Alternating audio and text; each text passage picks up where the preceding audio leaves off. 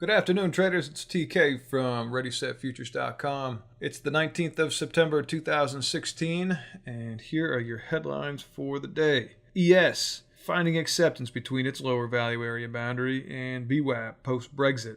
Gold rejected out of its lower value area. Crude is plumbing its lows as expected, and copper continuing to trade around its long-term value-weighted average price. Hope you had a good weekend, traders. Welcome back to the markets. Okay, traders, well, welcome back to another great daily market wrap-up. Welcome back from the weekend, and I hope you made it through Friday's quad witching. Fortunately or unfortunately, I wasn't in the markets on Friday. I was out on a boat doing some deep sea fishing, pulled in a 40-pound yellowtail, so that was all good by me. As you know, we're now trading on the December contract as our front month. This here was today's action. You can see quite a significant selling tail coming from the market and just a bit of a pin bar, call it a doji if you'd like, for today's action. Diving in deep into the 5-minute chart, let's go ahead and take a look at that. And you can see a number of things. Here is our open right here. This dashed line is, let me kind of blow it out for you guys just a little bit here. This is a volume profile from Brexit. Right here, June 27th, June 24th was the Brexit vote, and this was the subsequent move higher. What I've plotted on here is a volume profile for that period of time, and zooming in, you can see the red lines here are representing our value area, and the green line represents the volume point of control for that period. When I zoom in, what's kind of nice about this is these lines stay in place. So this happens to be the lower value area, and this dashed line here is the developing volume weighted average price for that profile. Again, that profile was drawn since the Brexit vote back in June. It's now September, so we're a solid 3 months on from that.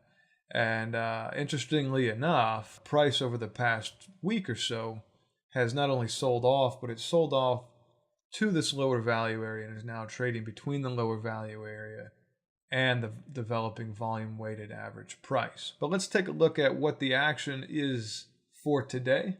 And I'm going to go ahead and put up a second volume profile just for the day's action. And there it is there. And hopefully you guys can see this. This is the opening bar here. We ended up taking out the overnight swing low over here at 21.39 1/4 before price was bid up. Taking this out a bit further, these were Thursday's highs. You can see we sold off from it in the overnight, and then we immediately after that, right after the open, we run those stops before price sold off. And interesting to note, as again, this second dotted red line is the volume weighted average price for the volume profile you can see here. And as we sold off after the open, price traded down to the upper value area, caught some resistance, and traded back and forth from its volume weighted average price. And really, you can see this, these long wicks, not a whole lot of acceptance above here. This, buyers were really, really struggling here on this bar. You can see after 1, 2, 3 fairly significant indications that we were going lower. This is almost kind of an exhaustive candle here with this long wick up, followed by a doji, meaning, hey, there's no follow through. And sure enough, price proceeded to sell off. Price sold off to right through that post-Brexit VWAP down to the lower value area where it caught a bid and was traded up to the day's VWAP before it sold off again. Overall, I've been maintaining a short bias in this instrument, and although some of the indicators that I keep and that I've developed are showing a bit of long propensity, my overall bias in the ES is short. And so there were a couple of good opportunities here today. If you really had some courage, you could have shorted here. above that swing high. That would have taken some real gumption. Otherwise, shorting off of the volume weighted average price, especially after this sequence of events where we just really struggled to catch a bid of any significance, and then again, from the day's VWAP as well, also quite a good opportunity. Alternative, if you were long, if you were holding a long bias today, this lower value area boundary, this is held all week. It held all last week as well, other than I believe it was Monday, which we saw that large sell-off out of the low volatility congestion zone up around 2180. If you did have a long bias, this was a terrific area to take a long, and then exiting at the day's VWAP, pretty standard action. So that's the ES. That was the ES today. That was the ES's action. Quite a good day, depending on your bias. If you traded your bias, you had to look for your own entries. And again, if you're short, there was a terrific opportunity up here. This sequence of candles was absolutely indicative of lack of follow through. And then from a longer term kind of swing trading perspective, this lower value area boundary here was a great opportunity for entry as well. Moving now over to gold. Gold also moved its front month contract out to December last week. And as you can see, we continue to trade below this value area boundary from its most recent run up out of consolidation at 1250. Our bias is short also on gold. You can see we have a developing trend channel, which is fairly obvious.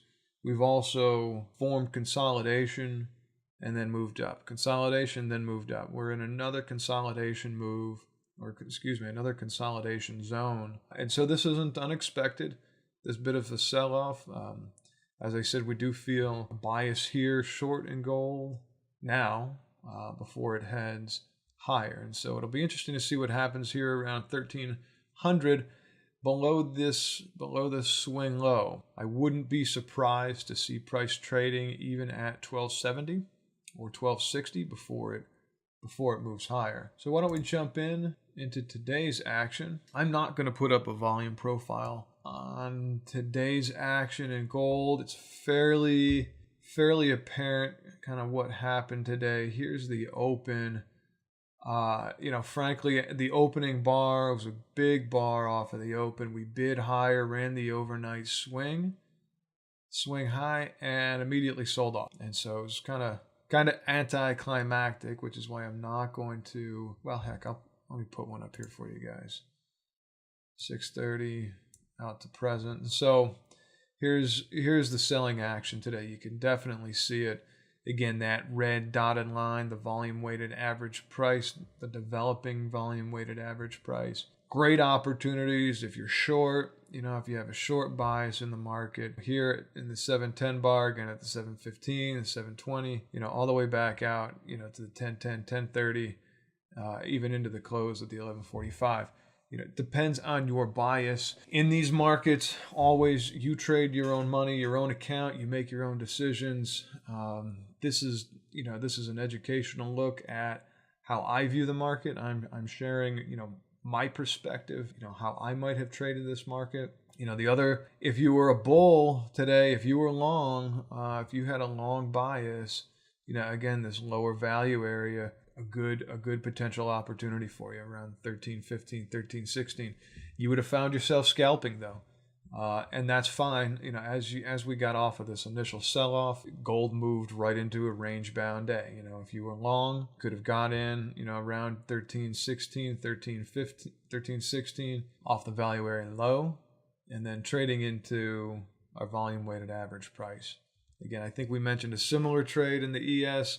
These are general patterns that tend to play themselves out. If you're looking for an entry, if you're looking for an exit, these tend to work. So that's gold for the day. Not a whole lot, of excitement other than this, the initial stop run here at the open came up 30-cent stop run and boom, just sold off. Taking a look at the crude action on the day, crude also pushing forward its front month now to November.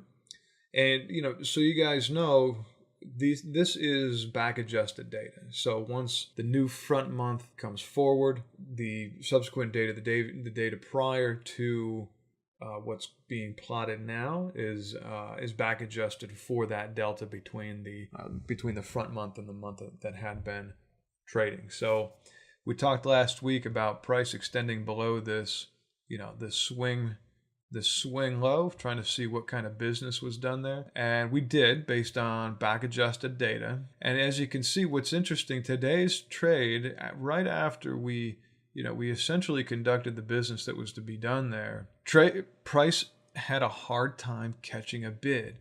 We talked about kind of this volume plateau, and you'll see if we continue to trade down here, the current volume point of control, which is up here at 47.50, 47.60, that will shift down here somewhere within this region, again, depending if we continue to trade around here. But today's action bid up and then rejected out of its lower value area. For me, this is significant considering that we've just conducted the business to be done down here. You would think if price was to be bid higher, it would have done so today.